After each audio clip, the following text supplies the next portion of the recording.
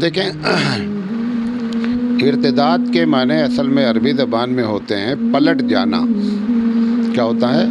پلٹ جانا، ردہ، پلٹ جانے کے معنی میں ہے. جب کوئی انسان اپنے دین سے پلٹتا ہے، اسلام سے پلٹتا ہے، تو اس پلٹنے کو ارتداد کہتے ہیں اور پلٹنے والے کو مرتد کہتے ہیں. پلٹنے کی دو وجہ ہو سکتی، ایک بہت خطرناک ہے اور دوسری جو وجہ ہے اس پر ہم کو غور و فکر کرنا چاہیے.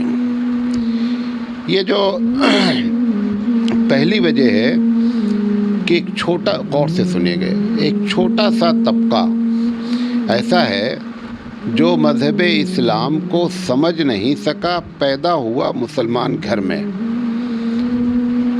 نہ سمجھنے کی وجہ سے یہ چند باتیں اس کو ایسی معلوم ہو رہی ہیں جو اسلام میں بہت غلط ہیں.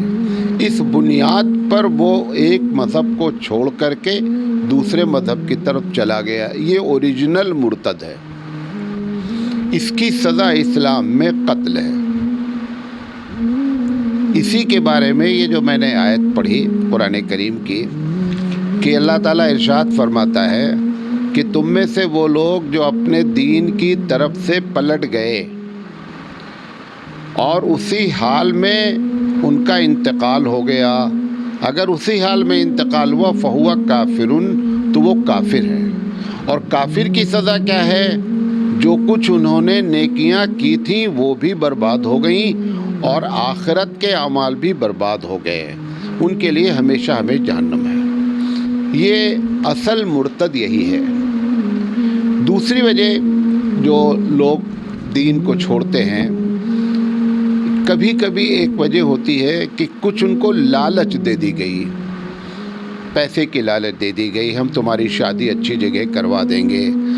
کچھ ایسی لالچیں پلاننگ کے ساتھ کی جاتی ہیں. بھارت میں خاص کر پلاننگ کے ساتھ ایسا کیا گیا، جس کی وجہ سے جو ہے لوگ لالچ کی بنیاد پر انہوں نے دین کو چھوڑا، حالانکہ وہ آج بھی اندر سے کیا ہیں؟ وہ مسلمان ہیں. نمبر 2، ایک بڑا طبقہ محض اپنی عشق بازی اور پیار اور محبت کی وجہ سے پلٹ گیا.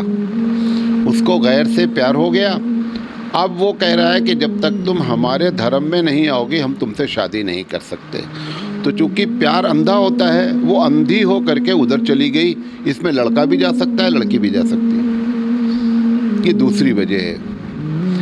تیسری وجہ ہے کہ کچھ باتیں اسلام کی انسان کو سمجھ میں نہیں آئی. حالانکہ ایک بچہ ہوتا ہے، غور سے سنیے گا میری مثال، ہر میتھ کی بک میں آخر میں اس سوال کا آنسر لکھا رہتا ہے نا. اچھا، ایک بچہ میتھ سالو کرتا ہے اور آخر میں جب پلٹ کر کے دیکھتا ہے تو دیکھتا ہے کہ میرا آنسر اور وہ آخر میں جو کتاب والے نے آنسر لکھا وہ دونوں ٹیلی نہیں کر رہا ہے. ٹیلی نہ کرنے پر وہ ہمیشہ یہ جملہ بولتا ہے کہ میں سمجھ نہیں پا رہا ہوں، یہ جو لکھا ہے یہ صحیح ہے. کبھی یہ نہیں کہتا میں صحیح ہوں، یہ کتاب غلط ہے. کیوں؟ وہ یہ جان جاتا ہے کہ جس نے یہ کتاب لکھی ہے وہ مجھ سے بہت اونچی کوالٹی کا آدمی ہے.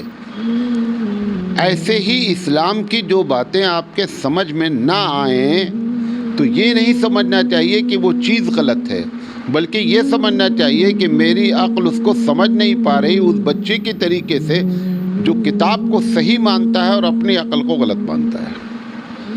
بات مثال سے سمجھ پائے؟ یہ جس نے طے کر رکھا ہے وہ کبھی مرتد نہیں ہوگا. کیوں؟ جس کتاب کا ذکر آپ میتھ پہ کر رہے ہیں، ہم اللہ کی کتاب کا ذکر کر رہے ہیں، اور اللہ کا جو کلام ہے وہ اللہ کا ہے.